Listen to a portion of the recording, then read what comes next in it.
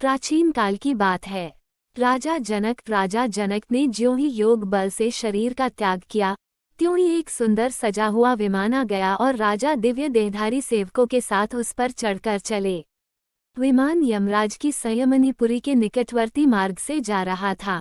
ज्यों ही विमान वहां से आगे बढ़ने लगा, त्यों ही बड़े ऊंचे स्वर से राजा को हजारों मुखों से निकली हुए करुण ध्वनि सुनाई पड़ी, पुण्यात्मा राजन, आप यहाँ से जाए नहीं। आपके शरीर को छूकर आने वाली वायु का स्पर्श पाकर हम यातनाओं से पीड़ित नरक के प्राणियों को बड़ा ही सुख मिल रहा है।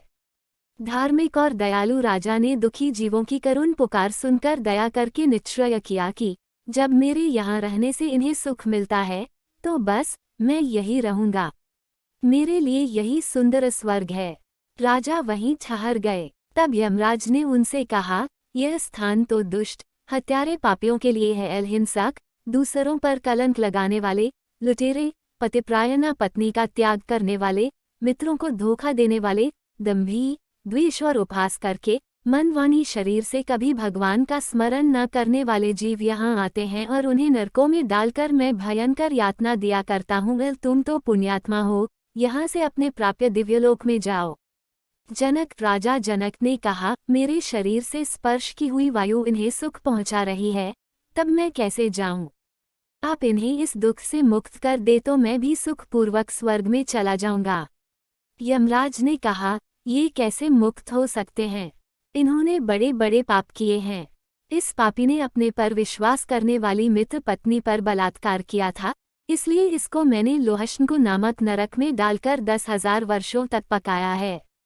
अब इससे पहले सुअर की फिर मनुष्य की योनि प्राप्त होगी और वहां पर नपुंसक होगा। यह दूसरा बलपूर्वक व्यभिचार में प्रवृत्त था। 100 वर्षों तक रौरव नरक में पीड़ा भोगेगा। इस तीसरे ने पराया धन चुरा कर भोगा था, इसलिए दोनों हाथ काटकर इसे पोए शोषित नामक नरक में डाला जाएगा। इस प्रकार ये सभी पापी नरक के अधिकारी हैं। तुम यदि इन्हें छुड़ाना चाहते हो तो अपना को पुण्य अर्पण करो। एक दिन प्रातःकाल शुद्ध मन से तुमने मर्यादा पुरुषोत्तम भगवान श्री रघुनाथ जी का ध्यान किया था और अकस्मात राम नाम का उच्चारण किया था, बस वही पुण्य इन्हें दे दो, उससे इनका उद्धार हो जाएगा।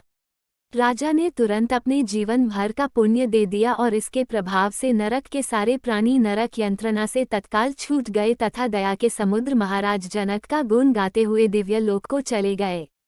तब राजा ने धर्मराज से पूछा, जब धार्मिक पुरुषों का यहाँ आना ही नहीं होता तब फिर मुझे यहाँ क्यों लाया गया? इस पर धर्मराज कहा, राजन, तुम्हारा जीवन तो पुण्यों से भरा है, पर एक दिन तुमने छोटा सा पाप किया था।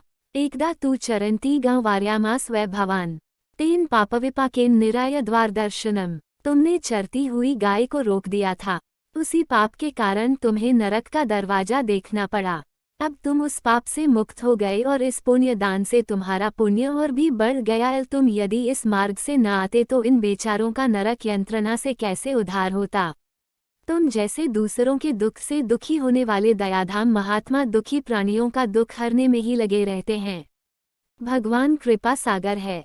पाप का फल भुगताने के बहाने इन दुखी जीवों का दुख दूर करने के लिए ही इस संयमनी के मार्ग से उन्होंने